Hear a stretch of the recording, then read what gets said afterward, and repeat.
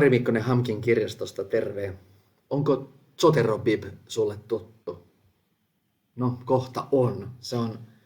Löytyy hyvin Googlella tai Bingillä tai millä tahansa netinhakukoneella. Osoite on toi cbib.org, niin kuin näkyy tuolta ylhäältä.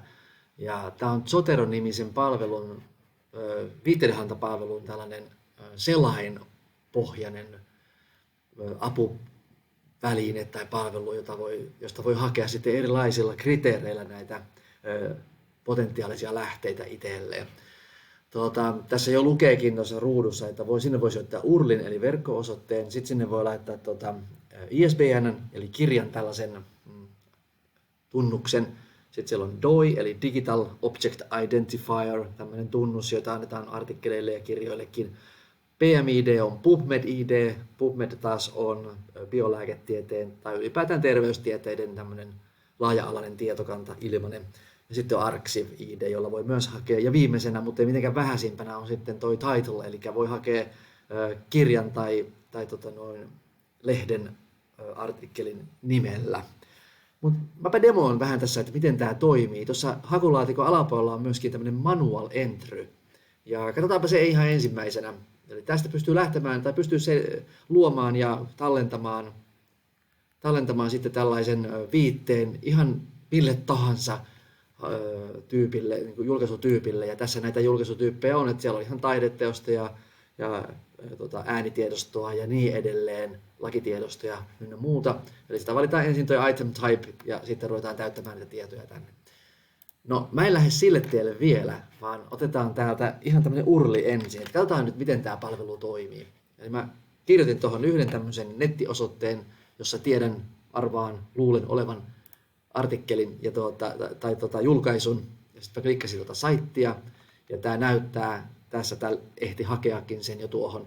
Näyttää, että tämmöinen Mona Kurpan teos on tuon kyseisen linkin takana ja tässä on sen tiedot.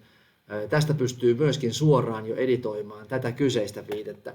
Sitten alapuolella on tämmöinen bibliografi-otsikko. Se tarkoittaa sitä, että tämän alla on lähdeluettelo ja sitten tuosta valikosta pystyy muokkaamaan lähdeluettelon tyyliä. Eli nyt täällä on oletusarvoisesti tuo Modern Language Association 8. painos, mutta Hamkissa mehän tunnustetaan väriä ja käytetään APA eli American Psychological Association 7th edition. Mutta sitten jos sulla on tarvetta käyttää jotakin muuta kuin näitä 4, niin täällä on melkein 10 000 viittaustyyliä saatavilla tästä palvelusta. Ja pitää vaan käydä hakemassa tuolta ja ladata tähän esille tai näkyville. Mutta otetaan me tuo American Psychological Association. Noin. Ja sitten se vielä tässä kertoo, että se muuntaa nämä otsikot, nimekkeet siis. Sieltä se vaihtaa nuo isot kirjaimet pieniin, ellei sitten kysymyksessä ole erisnimi. Ja pannaan tuosta vaan OK, antaa mennä. Ja tässä on nyt sitten tämä äskeinen viite nimenomaan APA-muodossa, APA 7. painosmuodossa. No siinä oli se ensimmäinen URLiin pohjautuva. Ja katsotaan sitten tuo ISBN seuraavana. Mulla on täällä valmiiksi nämä, niin ei tarvitse sitten ruveta kirjoittelemaan tässä.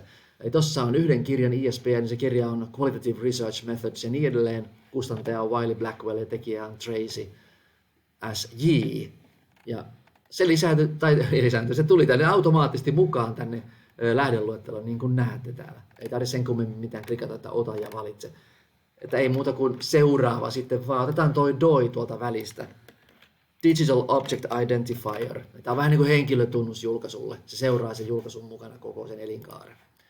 Jokaisella julkaisulla on oma DOInsa. No itse asiassa kaikilla julkaisuilla ei ole DOIta, mutta niillä joilla on, niin se on aina erilainen kuin muilla. Ja tässä näkyy sitten, että Melumad, Hadi, Hildebrand ja niille on julkaissut tämmöisen artikkelin lehdessä Customer Needs and Solutions. Ja tämä on vuodelta 2021, että todella ketterää toimintaa. Tämä on vuosikerta numero 7 tästä lehdestä ja kaksoisnumero 3-4 vuonna 2021. Okei, no se oli siinä. Sitten otetaan seuraava. Ja täällä on tämmöinen kuin mystinen numerosarja kuin 3331732. Ja tämä on PubMed-tietokannasta. Ja PubMed on tosiaan terveystieteiden definitiivinen, siis kaiken kattava tietokanta. Yli 30 miljoonaa viitettä. Sitä pääsee hakemaan ilmaiseksi. Sanotaan nyt heti tähän perään sitten, että ne artikkelit, mitä siellä löytyy, niin ne ei suinkaan kaikki ole ilmaiseksi saatavilla ja luettavissa. Ei läheskään. Siinä joutuu sitten turvautumaan muihin konsteihin. Esimerkiksi Hamkin Finnan kautta voi hakea niitä artikkeleita, tai sitten Hamkin kirjaston kaukopalvelun kautta voi pyytää niitä.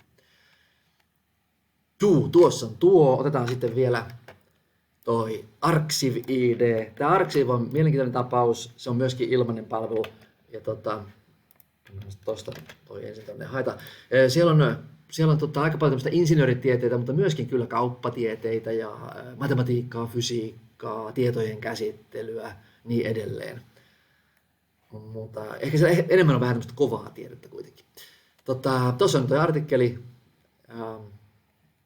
Ja eikä siitä sitten sen enempää, otetaan vielä toi viimeinen. Mulla on täällä, mä oon hakenut yhden kirjan nimen tähän, Encyclopedia of Water.